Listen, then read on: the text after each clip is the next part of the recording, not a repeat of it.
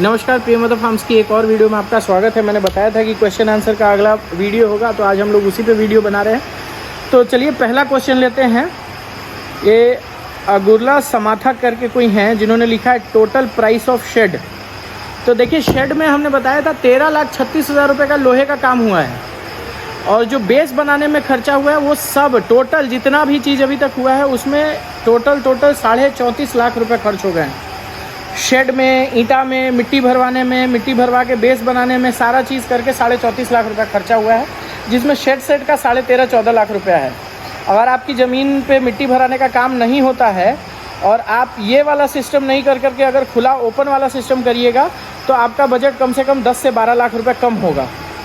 अब चलिए next question लेते हैं। जो वेंकीज़ का फीड का अच्छा रिज़ल्ट नहीं होता है। देखिए, महेश जी ब्लॉग से आया है।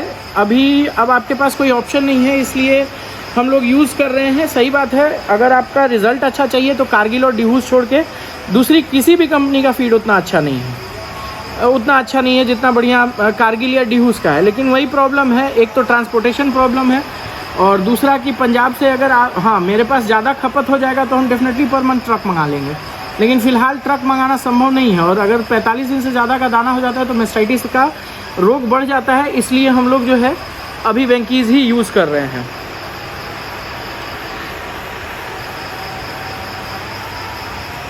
अगला क्वेश्चन हम ले रहे हैं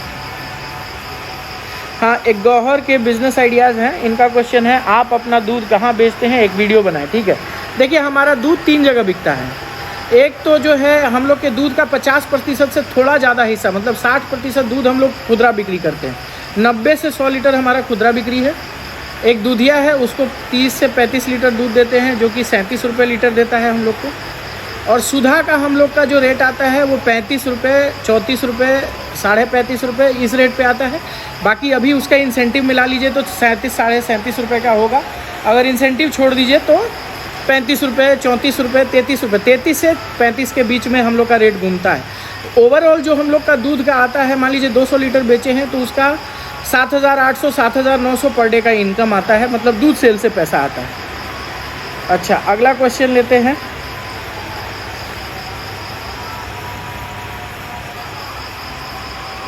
एक एकड़ में कितनी काऊ पेल सकते हैं? ये कोई प्रवीण चौधरी हैं जिन्होंने क्वेश्चन किया है।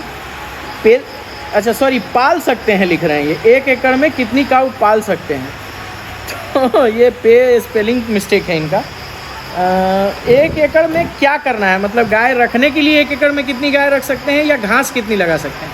अगर घास की बात कीजिए तो 1 एकड़ में आप 15 से 16 पशु को अच्छे से खिला सकते हैं, जिसमें 10 बड़ी गाय और 5 बच्चे काउंट होंगे। और अगर रखने की बात की जाए तो 1 एकड़ में आप जैसा शेड बनाएंगे वैसा शेड आप मोटा मोटी 150 से 200 गाय रख सकते हैं, अगर व्यवस्था अच्छे से करेंगे और खुला प्रबंधन रखना चाहते हैं तो। ओके, एक है, सर आप सुपर नेपियर लगाए हैं। विक्रम राय जी हैं, उनका क्वेश्चन है, सर आप सुपर नेपियर लगाए हैं, उसका क्या हाल है? उसके बाद भी सूडान लगाने की ज़रूरत क्यों पड़ी? देखिए, हम कई बार अपनी वीडियो इस पे बनाए। घास पे हरा चारा मेरा बहुत ज़्यादा फोकस का विषय है, क्योंकि हम हरे चारे के ऊपर बहुत काम करते हैं, और हरा चारा हमारी गाय को 25 से 30 किलो पर डे हम लोग देते हैं। तो इसलिए अब बताते हैं आपको, मेरे यहाँ सुपर नेपियर सिर्फ ट्रांजिशन फीड के तौर पे यूज़ किया जाता है। ट्रांजिशनल हरा चारा का मतलब जब हमारे पास गर्मी का हरा चारा खत्म हो जाता है और जाड़े का हरा चारा हम लोग बोते हैं, उस बीच में जो 45 से 50 दिन हमारे पास हरा चारा नहीं होता है, तो उस पीरियड में हम लोग सुपर नेपियर को अत्यधिक मात्रा में इस्तेमाल करते हैं। या फिर जब शरद ऋतु खत्म होती है और ग्रीष्मकालीन हरे चारे का हम लोग बुआई बिजाई करते हैं, तो उस पीरियड में जो हमारे पास हरा चारा नहीं उपलब्ध होता है, वैसी स्थिति में हम लोग सुपर नेपियर का इस्तेमाल करते हैं। तो हम लोग का जो 1 एकड़ 1.25 एकड़ लगा हुआ है सुपर नेपियर, ये मुश्किल से साल में 2 से 3 कट हम लोग लेते हैं, उससे ज़्यादा नहीं लेते हैं। इसी वजह से हम लोग गुल्ली दे भी पाते हैं। अगर हम लोग सुपर नेपियर पे निर्भर करें तो फिर हम लोग को गुल्ली नहीं बचेगा। लेकिन अब सूडान क्यों लगाना है? देखिए, क्वालिटी वाइज जो हरे चारे, मौसमी हरे चारे हैं, वो बेहतर है सुपर नेपियर से। ठीक है, ये सुपर नेपियर में गाय बहुत एनर्जी लगाती है सुपर नेपियर को पचाने में, और वो जो ग्रीष्मकालीन या शरद ऋतु वाला जो हरा चारा होता है वो पचाने में उतना एफर्ट नहीं लगता है। ठीक है, और जो वैसी होती है उसमें बहुत सारे मल्टीविटामिन्स भी उपलब्ध होते हैं जो मौसमी हरे चारे होते हैं। एक क्वेश्चन है, आपका फार्म कहाँ है? हमारा फार्म गोपालगंज में है भैया। ये योगेश रॉय हैं। हमारा फार्म जो है वो गोपालगंज में है। आप यहाँ पे प्रियम इंडियन सर्च करेंगे तो सीधे हमारे फार्म के पास आ जाएगा। प्रियम इंडियन का जो हम लोग का गोडाउन है वो ठीक इस फार्म के अपोजिट है, और प्रियम गैस गोडाउन के ठीक अपोजिट में ये गाय की गौशाला है। योगेश रॉय, बछिया सेल करते हैं क्या? नहीं, हम अभी बछिया नहीं सेल कर रहे हैं। बछिया सेल करने की स्थिति तब आएगी जब मेरे पास 40 गाय से 40 बछिया 35 बछिया आएंगी, तब हम उसमें से 5 7 10 बेचने का सोच सकते हैं। एक है Govind Sharma, you have so much experience about dairy farming, I am impressed, thank you so much. देखिए, एक्सपीरियंस जो है ना सिर्फ थ्योरेटिकल नहीं होना चाहिए, प्रैक्टिकल भी होना चाहिए। डेयरी फार्म का पहला चीज़ है गोविंद शर्मा जी, आप बात समझ लीजिए। अगर आप पढ़ लीजिएगा, किताब पढ़ने से आप इसका इलाज नहीं जान सकते हैं, और अगर सिर्फ आप प्रैक्टिकल कर लीजिएगा तो हर थ्योरेटिकल बात आपको पता नहीं हो सकती। तो दोनों चीज़ इसमें बहुत इंपॉर्टेंट है। जैसे डॉक्टर बनने के लिए आपको तो थ्योरी और प्रैक्टिकल दोनों करना होता है, उसी तरह से डेयरी फार्मर बनने के लिए भी इसका होना अति आवश्यक है।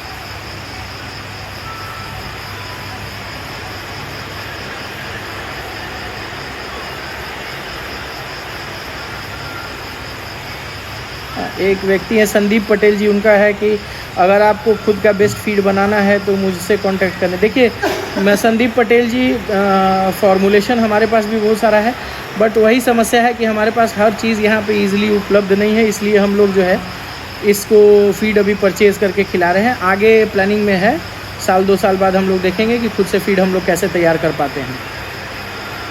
एक क्वेश्चन है, सर आप शुरुआत में गाय कहाँ से लाए थे? Please reply. पंजाब से गाय लाने जा रहा हूँ सर। महेश जी, अगर आप पहले से गाय का बिज़नेस करते हैं तब पंजाब से जाइए, गाय ले आइए, कोई प्रॉब्लम नहीं होगी। लेकिन आप शुरुआत कर रहे हैं और पंजाब से गाय ला रहे हैं तो हम मना करेंगे कि अभी आप गाय पंजाब से मत लेके आइए, और 20 से 22 लीटर वाली जो लोकल आपको गाय मिले वो लीजिए। और गाय खरीदने से पहले थोड़ा सा कम से कम 1 आध महीना कहीं फार्म पे जो है फिज़िकल ऑब्जर्वेशन ज़रूर कीजिए, क्योंकि अदरवाइज़ क्या है, आपको बहुत सारे घाटे का, नुकसान का अपना जो है बीड़ा उठाना पड़ेगा। बहुत सारे पॉइंट्स हैं जहां आपको नुकसान हो सकता है।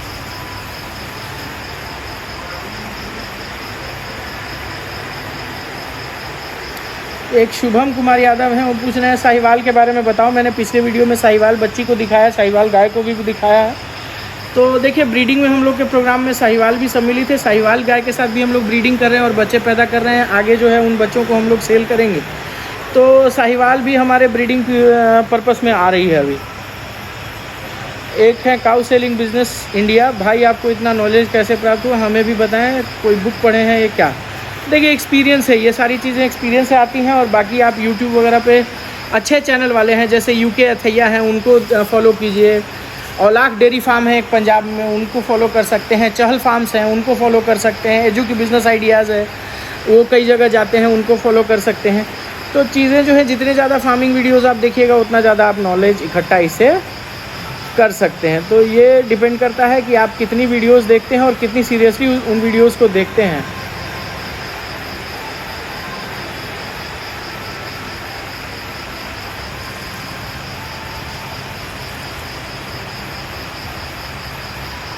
एम ब्लॉग करके हैं जो कह रहे हैं seed name that I can saw in Kashmir. देखिए, कश्मीर के मौसम के बारे में हमको बहुत आइडिया नहीं है, लेकिन फ़िलहाल तो आप शुगर ग्रेज या न्यूट्री फीड लगा सकते हैं। ये 2 ऐसी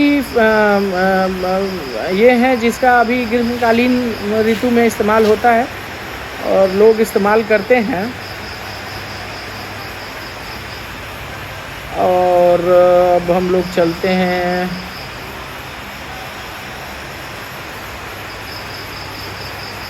हाँ, एक सरदार सिंह है, उनका पूछना है मेल काफ का क्या करोगे। देखिए, इस साल एक भी मेल काफ हमारे यहाँ पैदा नहीं हुआ। एक नंदी महाराज हैं जो कि बाहर से हम लोग देसी गाय लाए थे, तो उसके नंदी हैं। तो फिलहाल उनको साढ़ बना करके जो है गांव को सुपुर्द कर दिया जाएगा, और गाय वाले उसको एज अ ब्रीडिंग बुल रख सकते हैं।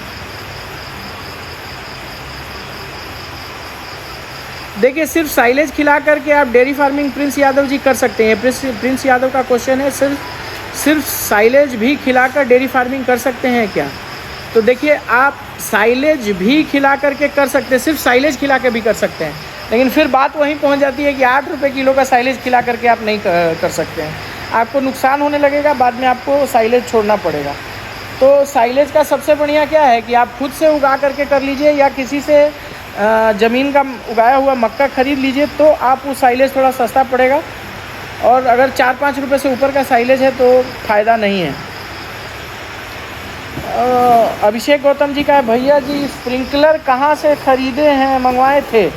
तो देखिए अमेज़ॉन पे वो पीछे का ब्रास का स्प्रिंकलर मिल जाता है और बाकी ये सेटअप आपका जो भी लोकल पानी वाला होगा वो इस तरीके का आपका सेटअप बना देगा।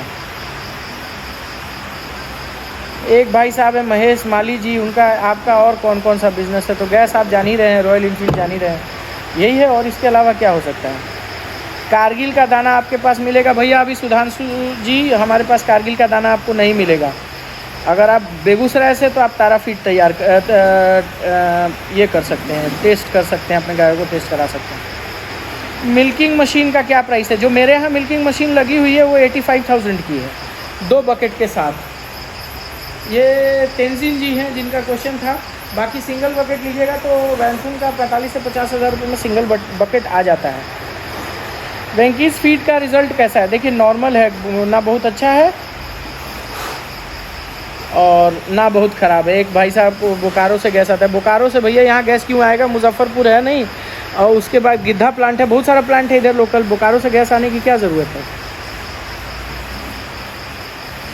ये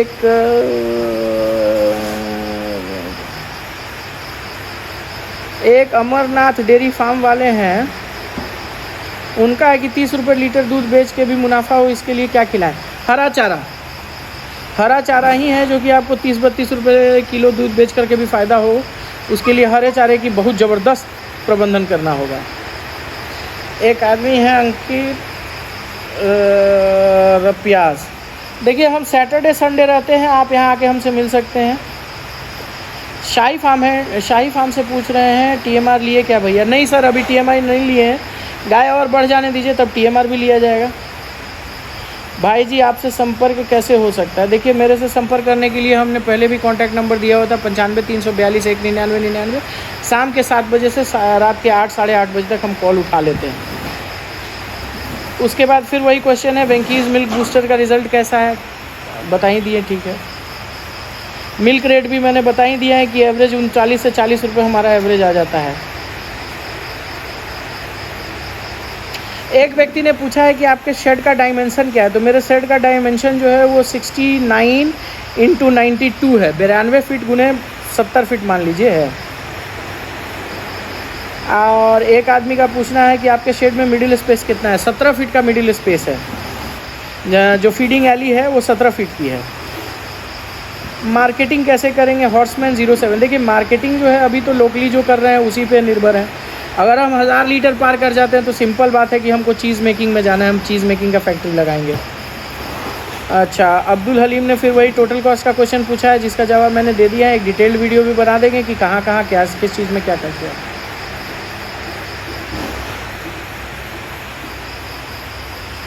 एक व्यक्ति ने पूछा है क्या आप गाभिन गाय की डिवर्मिंग करते हैं कि नहीं? अंकित कुमार जी हम लोग करते हैं, लेकिन अंतिम तिमाही में नहीं करते हैं और पहले तिमाही में बचते हैं करने से। और जो डिवर्मिंग करते हैं उसमें अल्बेंडाजोल का इस्तेमाल नहीं करते हैं।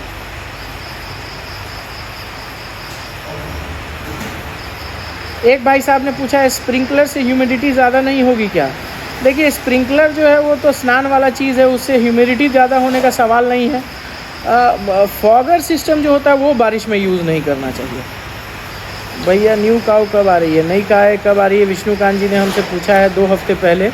तो नई गाय के लिए पिछले 7-8 दिन से राणा जी घूम रहे हैं, चूँकि सीज़न ऑफ हो चुका है तो गाय मिलना बड़ा मुश्किल हो रखा है। एक भाई ने पूछा है सर ये क्यूबिकल कहाँ से मंगवाएं, इनको इतने तरीके से फिक्स करने वाला मिस्त्री कहाँ का? देखिए लोकल मिस्त्री है, ये टोटल आइडिया आपको खुद से लग जाएगा आप जब क्यूबिकल मंगाएंगे तो। और क्यूबिकल हमने पंजाब से मंगाया है, उसका हम आपको नंबर बता दे रहे हैं, उस पर आप कॉल करके मंगा सकते हैं। सॉरी मेरे जिस फ़ोन में ये लोग रिकॉर्ड कर रहे हैं उसमें है, हम बाद में कभी दूसरी वीडियो में बता देंगे आपको।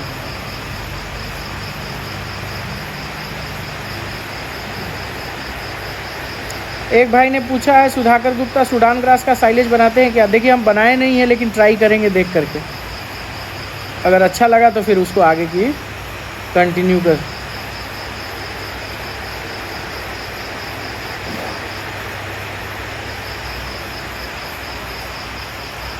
शीरा, देखिए एक व्यक्ति ने पूछा शीरा खिलाते हो क्या? देखिए जाड़ा में हम लोग शीरा खिलाते हैं, मार्च के बाद हम लोग शीरा या गुड़ का उपयोग कम कर देते हैं।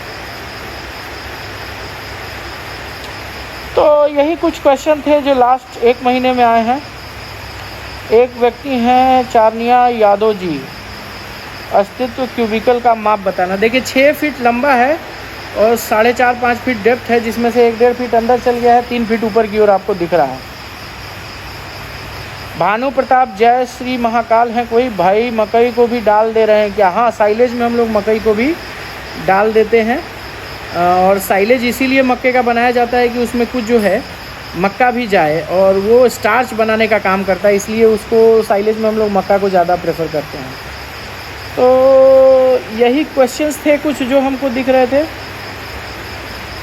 देखिए नॉन प्रेग्नेंट में तो आप कोई भी डिवाइस, शुभोजीत घोष हैं, नॉन प्रेग्नेंट काऊ में कोई भी चलेगा, नीलजान चलेगा, उसके बाद और भी जो भी आता है एल्बेंडाजोल, फेनबेंडाजोल सब चलेगा। प्रेग्नेंट में आपको एल्बेंडाजोल नहीं दे सकते हैं, आप फेंटास या फेनबेंडाजोल से आप उसको दे सकते हैं। कोशिश ये कीजिए कि 7वें, 8वें, 9वें महीने में उसको आपको न करना पड़े डीवर्मिंग। तो यही कुछ क्वेश्चंस थे जो आप लोगों ने भेजे हैं। आप आगे भी क्वेश्चन भेजते रहिएगा, हम लोग जवाब देते रहेंगे।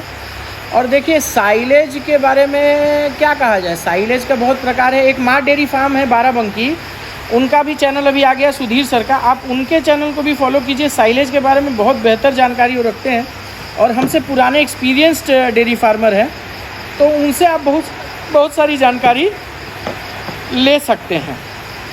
तो फिलहाल इस वीडियो को हम लोग यहीं समाप्त करते हैं, काफ़ी लंबा वीडियो हो गया है, और मिलते हैं फिर आगे की वीडियो में। क्वेश्चंस आप अपने डालते रहिए, हम लोग उसको आंसर ज़रूर करेंगे। धन्यवाद।